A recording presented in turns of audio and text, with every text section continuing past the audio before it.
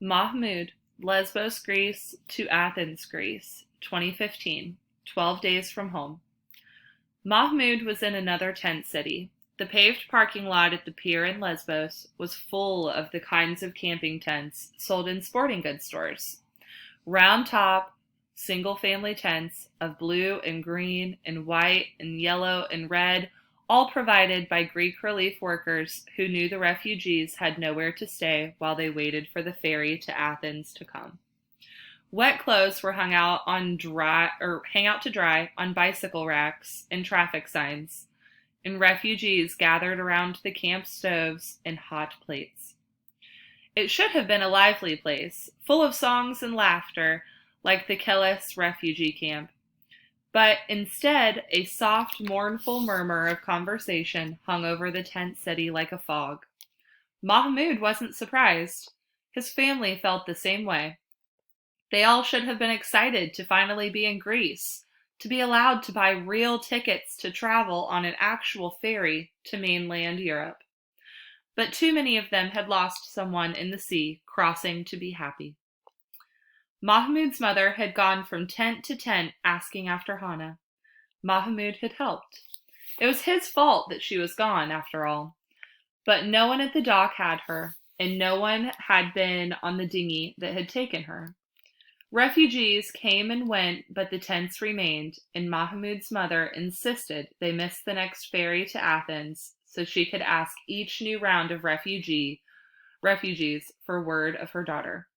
But no one knew anything about her. Mahmoud felt as sick as he had felt on the dinghy. He couldn't look at his mother. She had to blame him for losing Hannah. He certainly blamed himself. He couldn't sleep at night. He kept picturing his sister's dinghy bursting on the rocks, Hannah falling into the water. None of them were there to help her. Mahmoud's mother wanted to stay at the dock longer, but didn't want to leave without knowing what had happened to Hannah. But Dad told her that they had to move on. There was no telling when the ferry line might suddenly decide to stop selling tickets to refugees, or when Greece might decide to send them all home. They had to keep moving, or they would die. Hannah had to have gone ahead of them on the morning ferry they'd missed that first day. Or else. No one wanted to think about the or else. The huge Athens ferry arrived again that morning. It was the length of a soccer field and at least 5 stories tall. The bottom half of it was painted blue, and Blue Star Ferries was written in big words on the side. A radar bar spun near the bridge, and antennas and satellite dishes sprouted from the roof.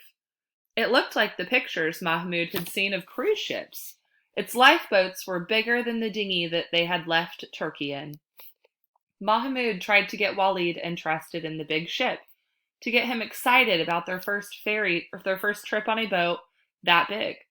But his little brother didn't care. He didn't seem to care about anything. A big ramp on the back lowered, and refugees streamed on board the ferry. Mahmoud's mother wept as they climbed a ramp with the other passengers. She kept looking back over her shoulder at the tent city, hoping. Mahmoud was sure to catch a glimpse of someone carrying a baby who might be Hannah. But she never did. The inside of the ferry was like the lobby of a fancy hotel. Every floor had clusters of glass tables and white upholstered chairs. Snack bars sold chips and sweets and sodas, and televisions played a Greek soccer game. Refugees who still had belongings stuffed their backpacks and trash bags under the table into the overhead compartments. Mahmoud and his family settled into one of the booths, and his father searched for a plug to charge his phone. "Mahmoud, why don't you take your brother and explore the ship?" Dad told him. Mahmoud was too glad to get away from the sight of his mother's broken face, and he took Walid by the hand and pulled him out into the promenade that ran around the outside of the ship. Mahmoud and Walid watched silently as the ferry pulled away from the dock, the ship's huge engines thrumming deep below them. The awful sea that had tried to swallow them was calm and sapphire blue now.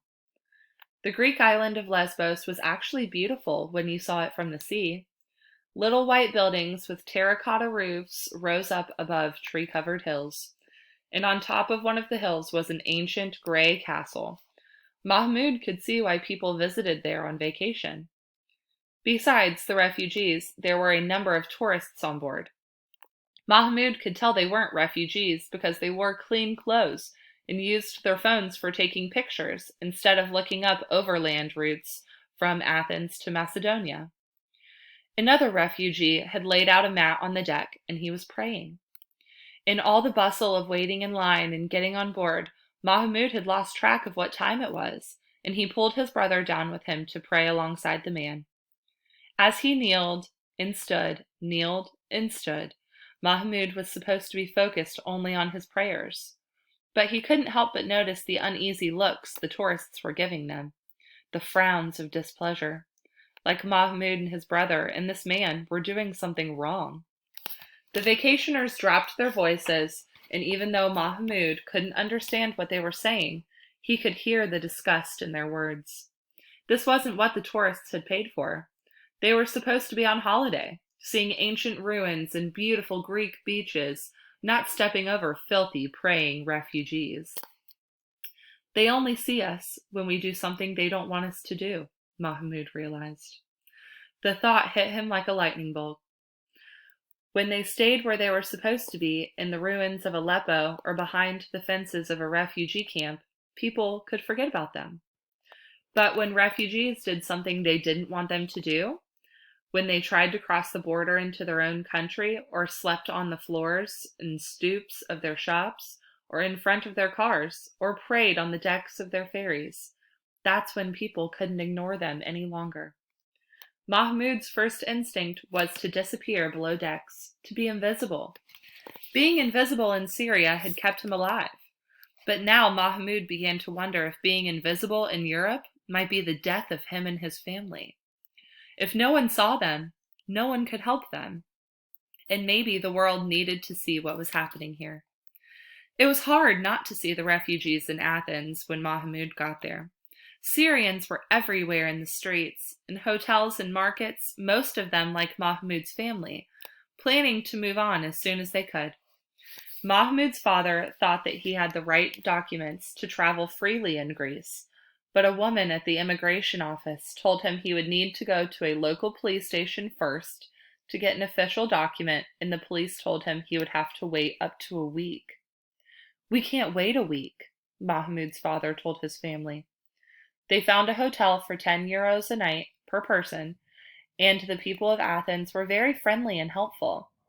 But Mahmoud knew his parents only had so much money, and they still had 4 more countries to cross before they reached Germany. Mahmoud's mother would have stayed a week, or even longer, to keep asking everyone she met if they had seen a baby named Hannah. But it was decided. They would take a train to the border of Macedonia and try to sneak across during the night.